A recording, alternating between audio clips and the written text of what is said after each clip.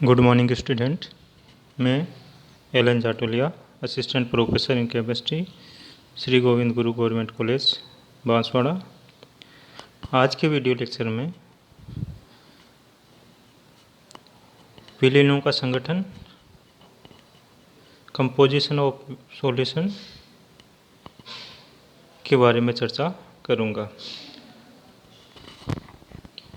पिछले video lecture में अपन ने विलयन किसे कहते हैं के बारे में चर्चा की थी। विलयन दो या दो से अधिक पदार्थों का समांगी मिश्रण होता है, होमोजेनियस मिक्सचर होता है। अगर मिश्रण में दो कंपोनेंट है तो वह बाइनरी मिक्सचर कहलाता है या बाइनरी सॉल्यूशन कहलाता है, और अगर तीन है तो टर्शरी सॉल्यूशन कहलाता है। तो यदि किसी बाइनरी मिक्सचर में जो पदार्थ कम मात्रा में होता है उसे विलेय, और जो ज़्यादा मात्रा में होता है उसे विलायक कहते हैं। अर्थात जो घुला हुआ होता है उसे विलेय और जिसमें घुला हुआ होता है उसे विलायक कहते हैं। और विलयन की जो भौतिक अवस्था होती है वो विलायक के भौतिक अवस्था पर डिपेंड करती है। अर्थात विलयन विलायक प्लस विलेय का मिक्सचर होता है। तो किसी विलयन का संगठन क्या होगा, कंपोजिशन क्या होगा, तो उसको किस प्रकार व्यक्त किया जाता है, इसके बारे में आज के वीडियो लेक्चर में अपन डिस्कस करेंगे, आज के वीडियो लेक्चर में अध्ययन करेंगे। तो किसी भी जो सॉल्यूशन है या किसी भी जो विलयन है उसका जो कंपोजिशन है उसकी सांद्रता में व्यक्त किया जाता है। तो किसी विलयन का जो संगठन है उसकी सांद्रता के रूप में व्यक्त किया जाता है। सांद्रता किसे कहते हैं? तो विलायक की निश्चित मात्रा में घुली हुई विलेय की मात्रा को विलयन की सांद्रता कहते हैं। अर्थात किसी विलायक की निश्चित मात्रा में कितना विलेय घुला हुआ है इसको सांद्रता के रूप में व्यक्त करते हैं। किसी भी विलयन की सांद्रता का मात्रात्मक वर्णन मुख्यतः दो प्रकार के मात्रकों में, दो प्रकार की यूनिट्स में व्यक्त किया जाता है। पहला है भार आयतन मात्रक, वेट वॉल्यूम यूनिट्स, और दूसरा है भार भार मात्रक या वेट यूनिट्स। तो इस प्रकार सांद्रता का मात्रात्मक वर्णन दो प्रकार के मात्रकों में व्यक्त किया जाता है। सबसे पहले बात करते हैं अपन भार आयतन मात्रक की, वेट वॉल्यूम यूनिट्स की। तो भार आयतन मात्रक में क्या होता है? इस प्रकार के मात्रकों में विलेय को भार के रूप में तथा विलायक को आयतन मात्रक के रूप में व्यक्त किया जाता है। तो भार आयतन मात्रक में भार मतलब जो विलेय है उसको भार के रूप में लेंगे, वेट के रूप में लेंगे, और जो विलायक है उसको आयतन के रूप में व्यक्त किया जाता है। तो इस प्रकार के मात्रक को भार आयतन मात्रक कहते हैं, जिसमें विलेय को भार के रूप में व्यक्त करते हैं और विलायक को आयतन के रूप में व्यक्त किया जाता है। इसके अंतर्गत जो भी मात्रक आते हैं वो ताप पर निर्भर करते हैं, क्योंकि ताप बढ़ाने पर आयतन परिवर्तित होता है। तो ताप बढ़ाने पर आयतन में चेंज होगा, इसलिए ये मात्रक ताप पर निर्भर करते हैं, ताप पर डिपेंड होते हैं। अब इस प्रकार के मात्रकों में कौन कौन से मात्रक आते हैं? तो इस प्रकार के मात्रकों में मुख्यतः नॉर्मलता, मोलरता और फॉर्मलता, ये तीन मात्रक आते हैं भार आयतन मात्रक में। तो सबसे पहले अपन बात करते हैं नॉर्मलता, नॉर्मलिटी की, जिससे एन द्वारा व्यक्त किया जाता है।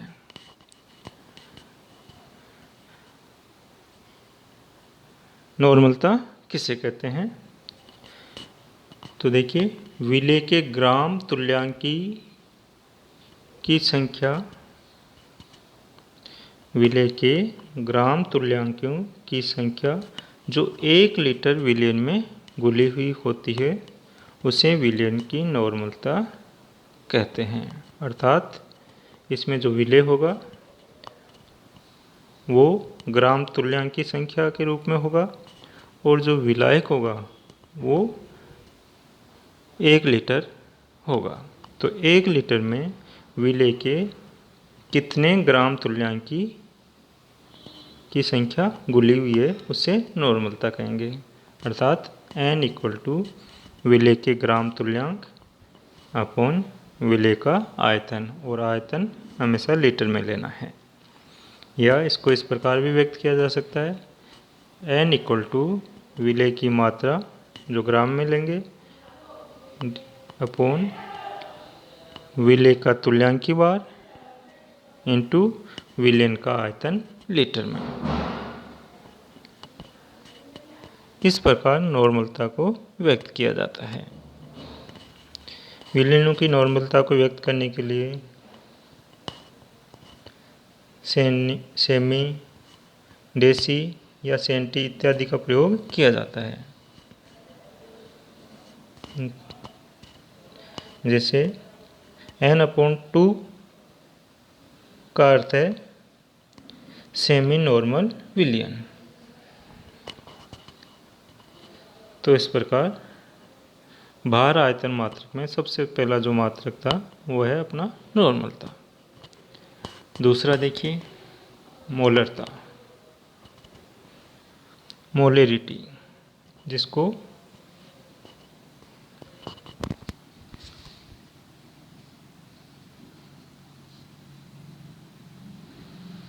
कैपिटल M से व्यक्त करते हैं। मोलरता किसे कहते हैं? 1 लीटर विलेय में घुले हुए मोलों की संख्या को विलेय की मोलरता कहा जाता है कि 1 लीटर में विलेय के कितने मोल घुले हुए हैं वो उसकी मोलरता कहलाएगी। अर्थात M = विलेय के मोल अपॉन विलेय का आयतन जो लीटर में होगा। या इसको इस प्रकार भी व्यक्त किया जाता है कि मोलरता = विलेय की मात्रा ग्राम में अपॉन विलेय का अणुभार इंटू विलेय का आयतन लीटर में। इस प्रकार किसी विलेय की मोलरता का निर्धारण किया जा सकता है। अर्थात मोलरता = विलेय की मात्रा ग्राम में होगी अपॉन विलेय का अणुभार इंटू विलेय का आयतन लीटर में होगा। इस प्रकार मोलरता का मान ज्ञात किया जाता है। तीसरे प्रकार का मात्रक भार आयतन मात्रक है फॉर्मलता, फॉर्मेलिटी, जिसको F से प्रदर्शित किया जाता है।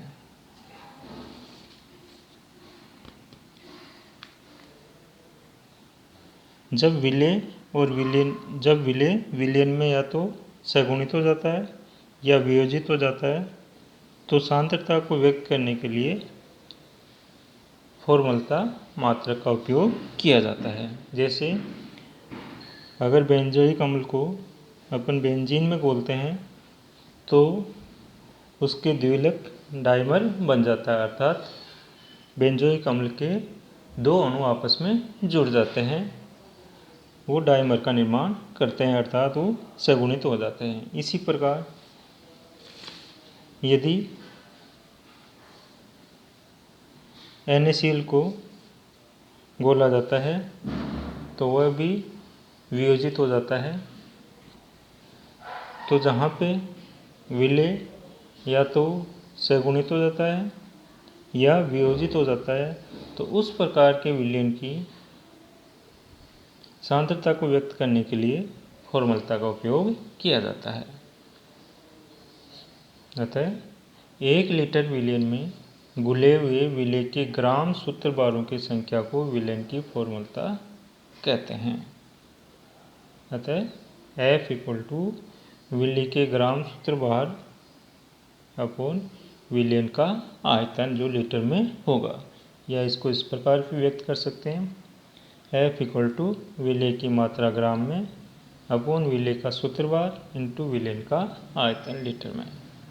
तो इस प्रकार भार आयतन मात्रक के मुख्यतः 3 मात्रक होते हैं। पहला नॉर्मलता, दूसरा मोलरता और तीसरा फॉर्मलता।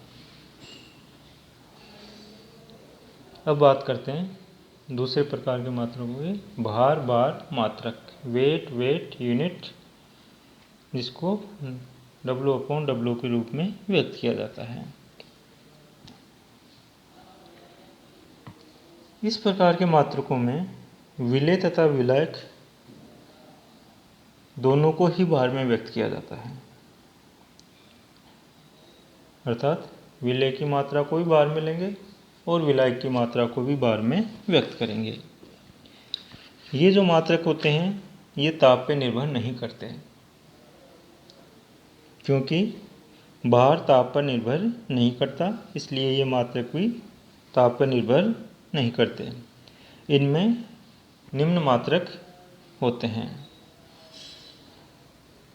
इसमें पहला देखिए मोलरता, मोलेलिटी, जिसको स्मॉल m से व्यक्त किया जाता है।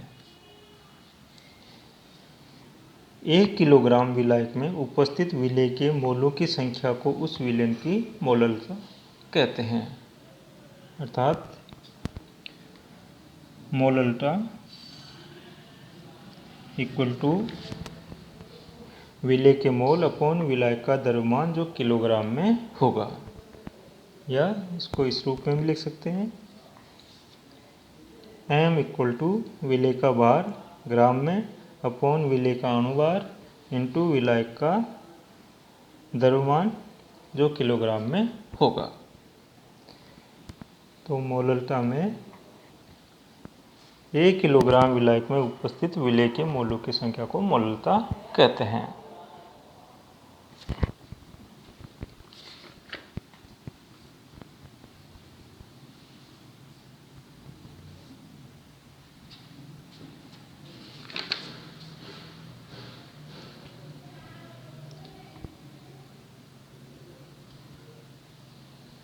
दूसरा मात्रक है इसका भार बार आयतन, भार बार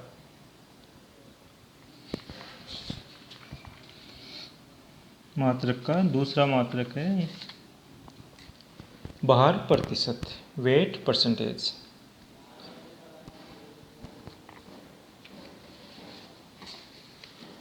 विलेय की मात्रा जो ग्रामों में होगी, विलेय की मात्रा जो 100 ग्राम विलेय में घुली हुई है उसे भार प्रतिशत कहते हैं, अर्थात भार प्रतिशत इक्वल टू विलेय के ग्रामों की मात्रा अपॉन विलेय की ग्रामों में मात्रा इंटू 100। तो इस प्रकार जो मात्रक आएगा वो मात्रक कहलाएगा भार प्रतिशत मात्रक। तीसरा है मोल बिन मोल फ्रैक्शन, जिसको x द्वारा प्रदर्शित किया जाता है।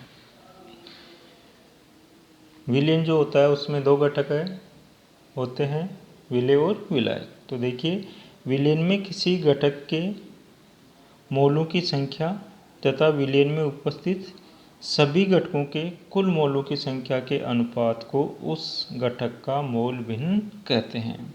कि विलेय में जो भी घटक है उसमें पर्टिकुलर जिस घटक की बात कर रहे हैं उस घटक के मोलों की संख्या तथा विलेय में उपस्थित सभी घटकों के कुल मोलों की संख्या के अनुपात को उस घटक का मोल भिन्न कहते हैं।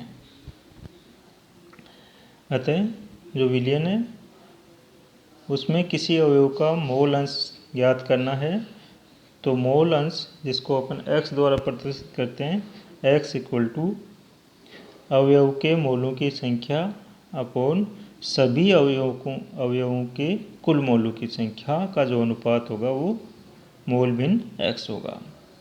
मान लीजिए कोई ऐसा विलेय है बाइनरी विलयन है जिसमें दो घटक हैं ए और बी, और उन घटकों के मोल जो है ए के मोल एन ए है तथा बी के मोल एन बी है।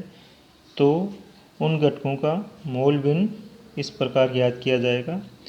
एक्स ए अर्थात घटक एक के मोल भिन्न equal to N A upon N A plus N B, अर्थात जिस घटक की बात कर रहे हैं उस घटक के मोलों की संख्या अपॉन विलयन में उपस्थित सभी अवयवों के कुल मोलों की संख्या। इसी प्रकार दूसरा जो घटक है बी, उसका मोल भिन्न भी ज्ञात करेंगे। तो उसका मोल भिन्न होगा X B equal to N B upon N A plus N B, अर्थात जिस घटक का मोल भिन्न ज्ञात कर रहे हैं उस घटक या उस अवयव के मोलों की संख्या अपॉन सभी अवयव के कुल मोलों की संख्या का जो अनुपात होगा वो मोल भिन्न होगा। और एक्स ए प्लस एक्स बी का मान हमेशा एक होता है कि दोनों जो मोल भिन्न होते हैं उनका योग हमेशा एक के बराबर होता है। तीसरा जो मात्रक है, चौथा मात्रक जो है वो है पार्ट पर मिलियन। पार्ट पर मिलियन, इसको शॉर्ट में अपन ppm से व्यक्त करते हैं। और इस मात्रक का उपयोग जब विलय की मात्रा बहुत कम हो, अर्थात विलय विलायक में बहुत ही कम मात्रा में उपस्थित हो, उस समय इस मात्रक का उपयोग किया जाता है। अर्थात विलयन में विलय की अत्यंत सूक्ष्म मात्रा उपस्थित होती है तो सांद्रता को ppm के रूप में प्रदर्शित किया जाता है। तो किसी विलय के भागों की संख्या जो विलयन के 1 मिलियन का मतलब है 1 मिलियन का तात्पर्य 10⁶ भागों में उपस्थित होती है। अतः किसी विलयन के भागों की संख्या जो विलयन के 1 मिलियन भाग में उपस्थित होती है उसे विलय की ppm सांद्रता कहते हैं। अर्थात ppm इक्वल टू विलय के भागों की संख्या अपॉन विलयन के कुल भागों की संख्या इंटू 10⁶।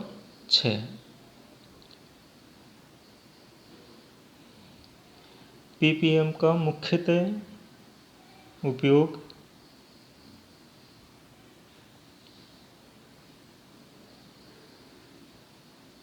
जल में घुली हुई ऑक्सीजन अथवा वायुमंडल में उपस्थित प्रदूषकों की सांद्रता को प्रदर्शित करने के लिए किया जाता है। तो इस प्रकार विलयनों का जो कंपोजिशन होता है उसको सांद्रता के रूप में व्यक्त किया जाता है। और सांद्रता अर्थात विलायक के निश्चित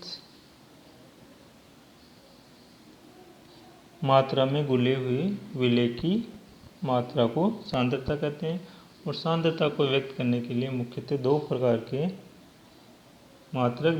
के यूनिट्स होती है, जिसमें एक में विलय को भार के रूप में और विलायक को आयतन के रूप में व्यक्त करते हैं जिसे भार आयतन मात्रक कहते हैं। और दूसरे प्रकार का जिसमें विलय को भी भार के रूप में और विलायक को भी भार के रूप में व्यक्त करते हैं उसे भार मात्रक कहा जाता है। इस प्रकार विलयनों की सांद्रता को व्यक्त करने के लिए विभिन्न प्रकार की मात्रक या विभिन्न प्रकार की यूनिट्स का उपयोग किया जाता है। तो आज के वीडियो लेक्चर में इतना ही कि विलयनों का संगठन या कंपोजिशन किस प्रकार व्यक्त किया जाता है।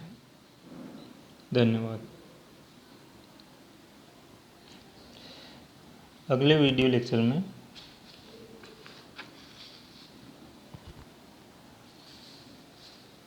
अपन विलेनों के प्रकार और विलेयता के बारे में डिस्कस करेंगे।